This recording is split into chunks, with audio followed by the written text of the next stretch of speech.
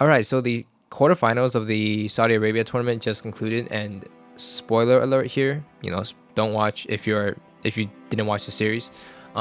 Team Spirit defeated RNG 2-1, and I think there are a few plays that are really worth going over made by Team Spirit that are on a really high level in general, and these plays really help them take the win against RNG. So first, let's take a look at this one. This is game 1. And so far, RNG are 4K ahead. Lifestealer has Aegis, and they're pushing bottom. So as we can see here, Phoenix, Clock, and Mars are about to open smoke. And one thing to point out before I continue, I think Team Spirit are one of the best teams at making moves around the map with less than 5 heroes. Like as you can see, there are 3 heroes smoked here, and Bounty is about to use track on all these heroes. TA is still farming. So they're not like TA doesn't waste time to come over for the smoke before it happens, so that he can maintain his farm. So this is just some small details. Okay, let's continue. So at first we can see that Team Spirit is actually going this way. I think the original plan was to smoke into the Radiant Ancient, so when one of the heroes of RNG goes back, they can catch him by surprise, right? But as soon as they see Ghost beginning to walk up the high ground, they immediately change direction and decide that they're gonna go all the way around to get to Zeus. If you guys remember, during TI, they had this one smoke where they did this big wraparound play, and to me, I think this one's quite similar. I think Team Spirit are the best team in the world when it comes to choosing their pathing for their smokes. A lot of high-level players don't understand this. Even some pros don't understand this, that sometimes a smoke doesn't work out not because of the timing, or not because of the timing, but because of the pathing. So I think if we see Ghost's pathing, RNG is probably thinking that they can break the smoke around this area. But because Spirit opened smoke so early, Mars is already here, and obviously Somnus doesn't expect this because he shows himself, right? So let's look at the fight. So they actually managed to catch the Zeus. At the same time, Bounty actually cancels Nature Prophet's TP.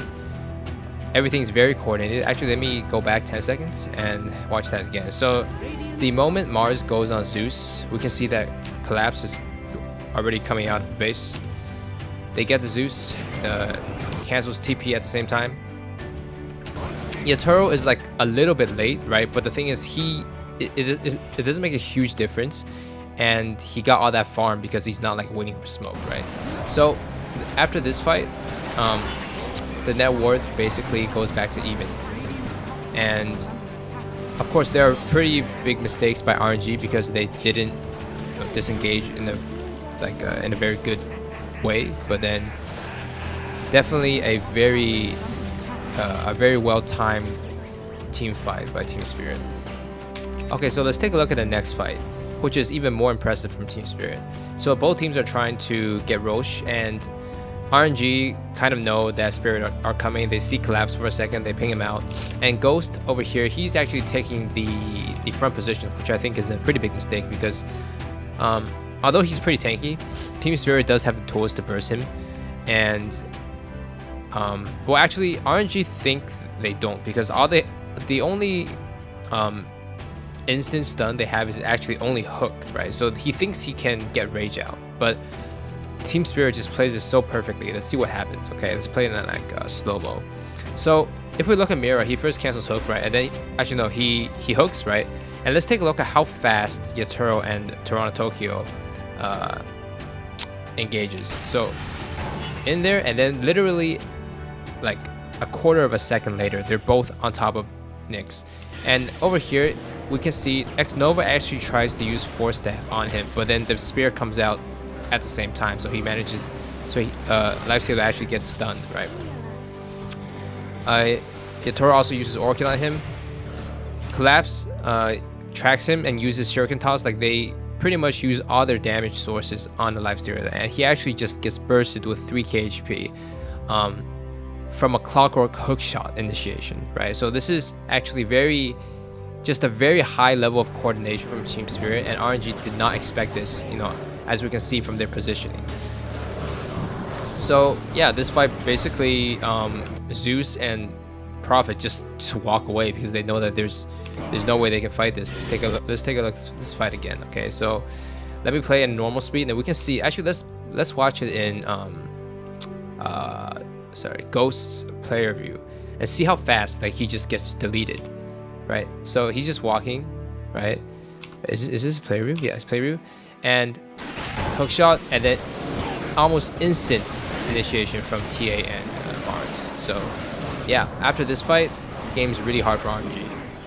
Okay, so at 35 minutes, the game is pretty much over, but there's one more small play I want to talk about. So Chalice, so they catch Nyx at top, and Chalice is, you know, in the trees trying to split push, right? So he decides that he's going to TP bottom, and I want to just, you know, show you guys the speed that Collapse and Toronto, you know, both start walking bottom. Like the TP just started right now, and look at Collapse. Like he's already on the way. Toronto's on the way. Like this is just basically they start going for the target within 1 second of his TPing starting, right? So Chalice was about to just clear this wave and get out, but then Spirit is just so fast, like just like their last play, you know, just like the play before that as well. They're so fast. So yeah, after this kill, game's pretty much over, and that's 1-0 for Team Spirit. All right, so let's move on to game 3. For this one, we're just gonna look at a few plays from the bot lane, because that's where Collapse and Mira really destroyed Ghost and X Nova, and this game was a total beatdown because Slaughter had like too good of an early game, right? So we can see Ghost's his Blade Fury is actually on cooldown, and X Nova tries to initiate. I'm not sure why. It feels like RNG is playing some weird, you know, having some weird decision making here, but he tosses him back, right? But obviously now Ghost has to run because Collapse has like Magic Stick and Bash, right? So they end up killing Juggernaut.